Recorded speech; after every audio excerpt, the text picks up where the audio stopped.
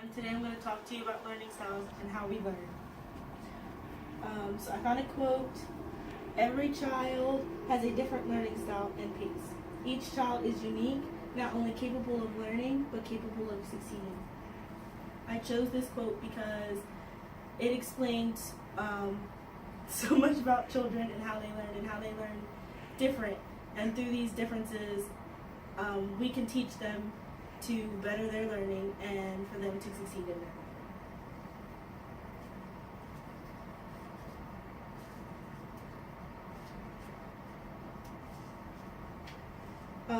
The three learning styles that I'm going to be talking to you today about is visual learning, auditory learning, and kinesthetic learning.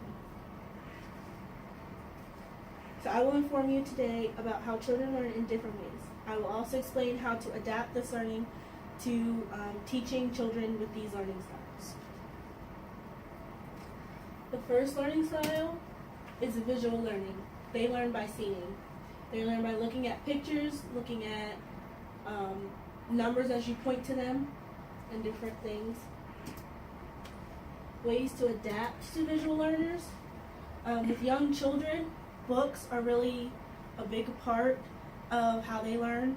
They learn through looking at the pictures, and it shows them different things about the world around them that they may not be able to get to see for real. Art is also another way. It helps to explore different things, what they can make with their hands and what they can see that they've made. With older children, drawing a picture or a diagram while you're teaching can show them how things are related and interconnect with each other. Color coding is a really good idea. Labeling bins with different colors that mean one thing, or labeling books color coding can be an idea to how they group together. Highlighting and underlining, and also highlighting and underlining as they read is really important because it helps them when they go back to look at their information, what they highlighted and underlined, it stands out to them. Also, using charts and graphs to understand what they're learning. Charts can be a big help when it comes to them learning. It can show time frames, it can show how things are alike, how they're different. So, the next type of learning is kinesthetic learning. They learn by doing and touching. Ways to adapt to kinesthetic learners. With young children, sensory bins are really a good idea. You can do all kinds of things with them. You can do soft things, hard things, help them to use their fingers to pull things apart and break things, and they can be able to feel it and see how it feels to them, and that helps to bring that into their memory and for future references. Getting up and playing games helps them to get up and move and do things. They like to always be moving and always being around things. So being able to touch things and kick things and throw things, it helps them to learn how to use their body. Things like that. Older kids, fun movement games and activities helps them learn new things. Tracking your finger, using your finger when you read, tracking with your finger. It helps them to stay along with what they're reading. It also helps them not to lose their place in where they're reading. Also, modeling and relay races are a really good idea also. Building things with their hands helps them to explore how things are put together, how they fit, how, if they don't fit, how to rearrange them and make them fit. Relay races also gets them up and moving and helping them to learn to work as a team. The last one is auditory learners. They learn by hearing.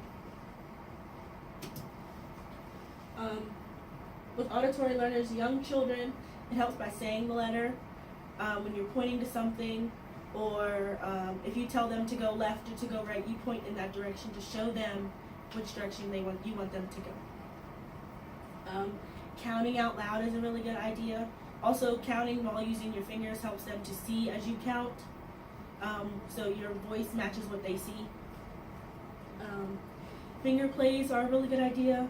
It gets them to be able to interact with their hands, and It also helps them to semi-move while they're still sitting down, because some kids like to fidget, and so finger play would help them to be able to move without having to get up and run around.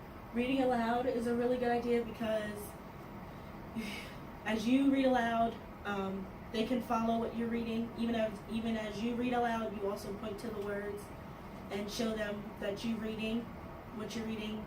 The pictures also help to hear what they're reading.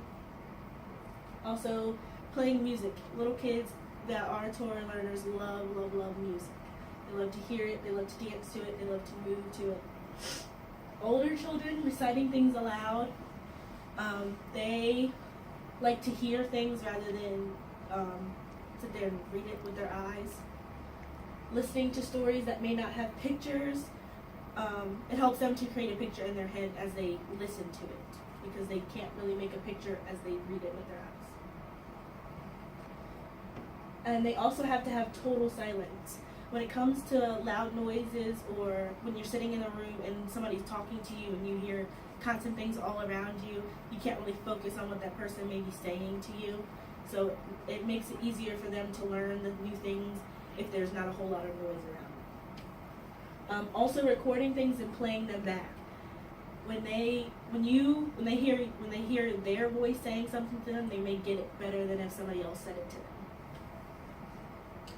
them. So the reason I chose this was because learning is such a big part of life, and some kids have harder times than others when they're not being taught the way they need to be taught, and so they have a harder time getting new information in. And when you take the time as a teacher and adapt to their learning style, they are able to pick up on things better and understand things better. And even if they have questions, they're able to pick the right question to ask to get the right answer from you as the teacher. So